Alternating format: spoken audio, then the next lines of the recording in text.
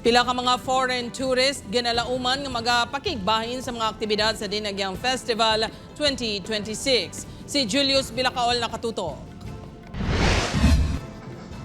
Isa ang delegasyon nagikan sa Guam nga pangunahan sang alkalde sini sa mga ginalauman sang Iloilo City Government para sa selebrasyon sang Dinagyang Festival 2026. So they will be part of the Mayor's Dinner Man and part sila sa tanan na activities natin din. Magluwas sa mga aktibidad sa Dinagyang, ang mga bisita ang hatagan man sang tion nga makita ng mga ginapabukal nga lugar sa syudad.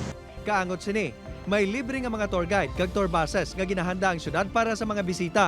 Since we have a lot of visitors, nagbutang na kita na lang time slot.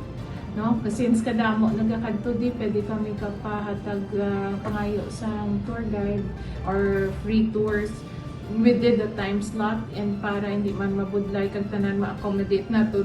Lakip sa mga aktibidad nga pasakupan sa mga turista ang illumination.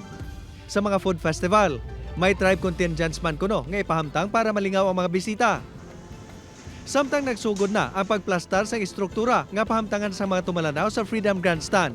Upod kay Cirilo Rendoque, Julius Bilacaol. 1. Western Visayas.